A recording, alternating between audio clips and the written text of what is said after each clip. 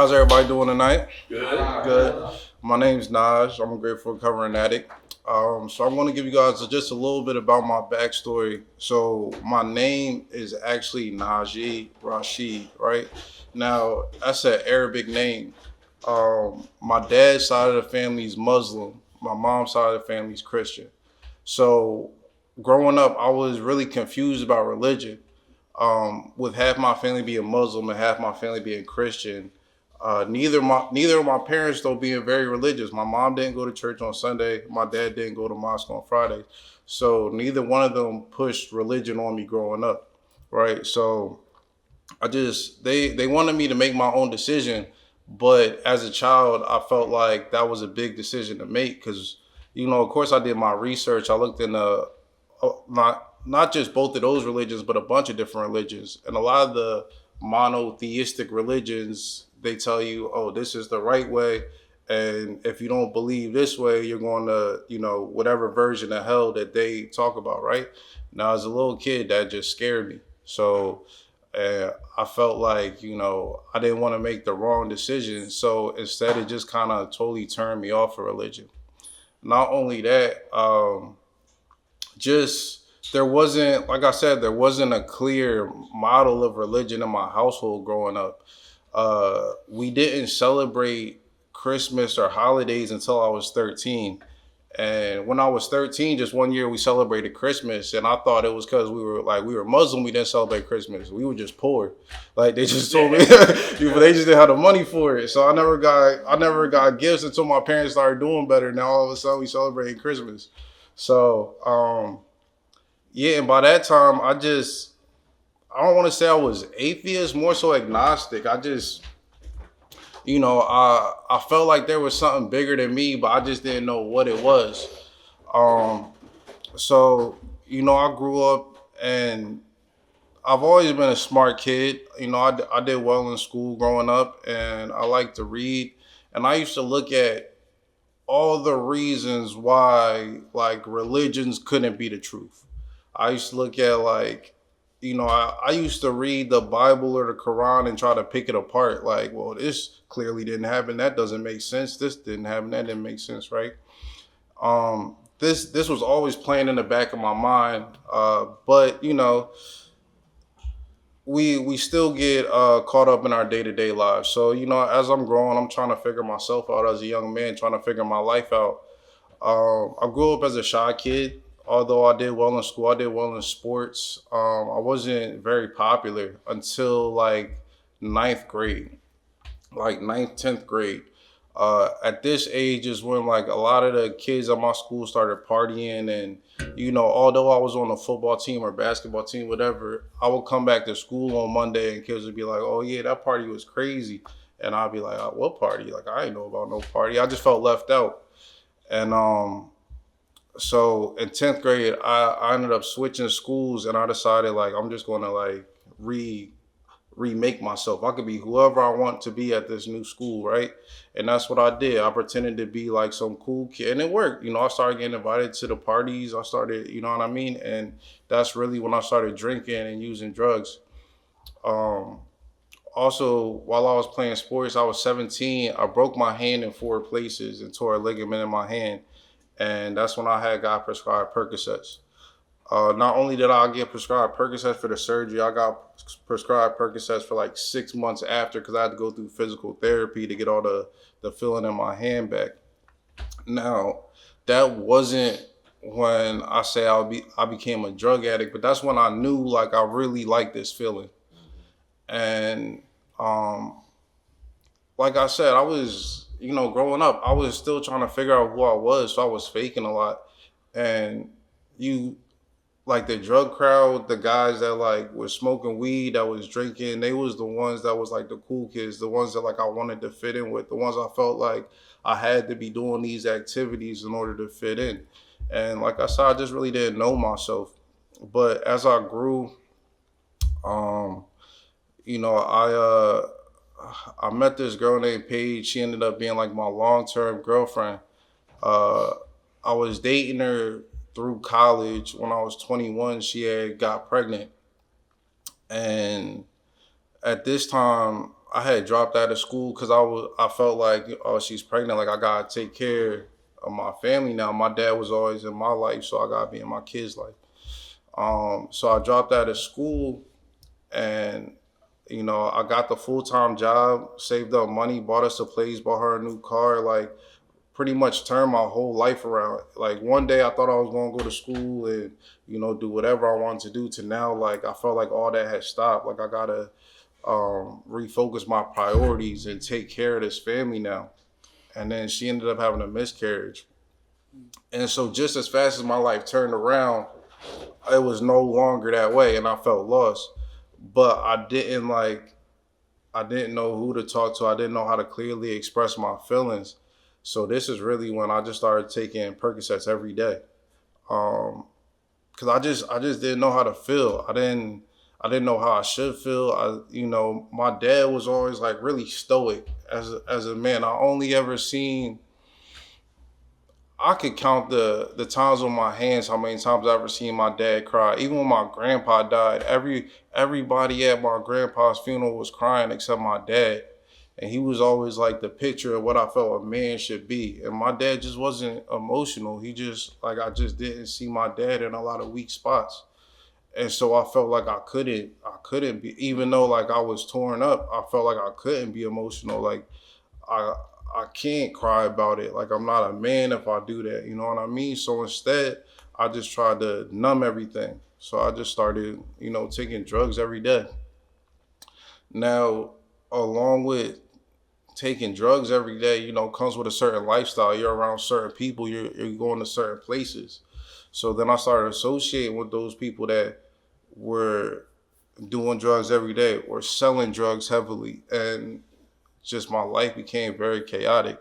It got to the point where um, the people I call my best friends were and then out of jail, getting in shootouts, some of my friends getting murdered. Um,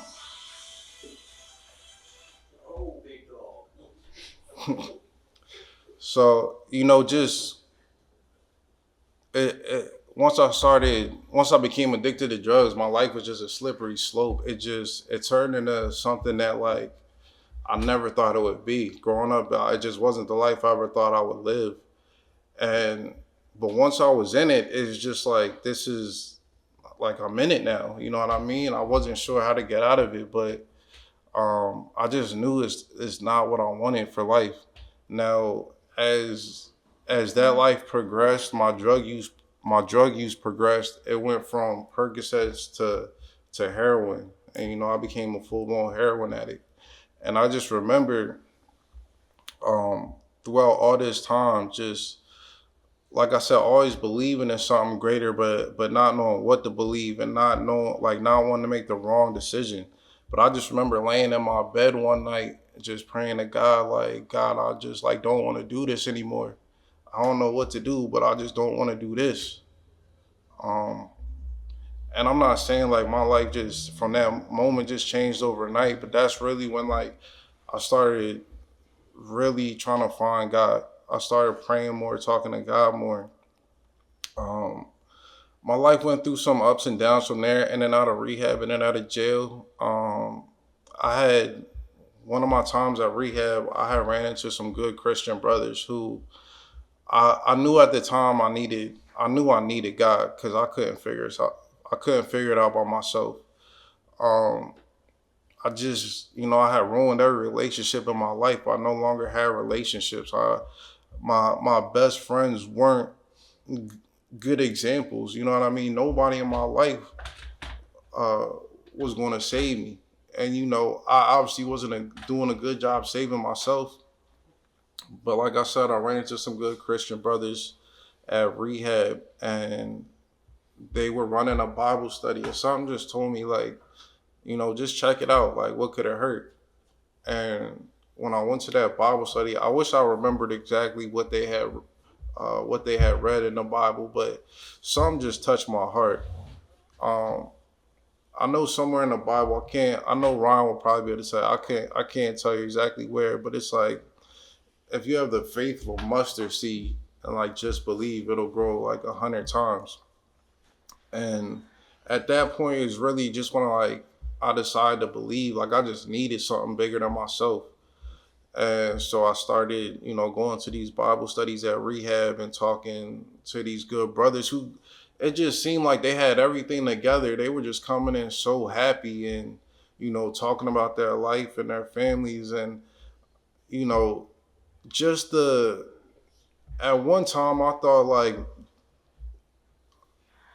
the material things were important. I thought like being rich was important and like just having the finest female, the nicest car, you know what I mean? I thought all that was important, but in this moment, like none of that seemed important.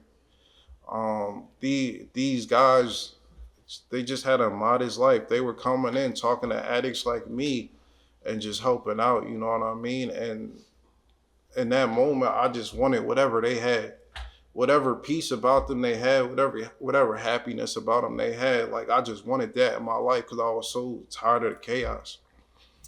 And I just continued to talk to these brothers, and they gave me a Bible, and they would just give me like little parts of the Bible to read, like nothing crazy, like not like read this whole section of the book or whatever, but just read this little line, just read these couple little lines.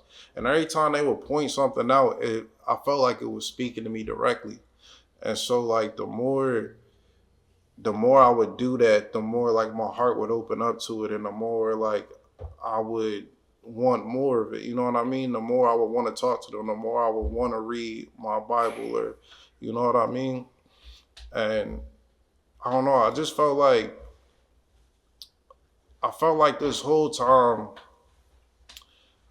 I was searching for God and he was finally like calling back to me. You know what I mean? Like I don't know, it just felt like he was touching my heart.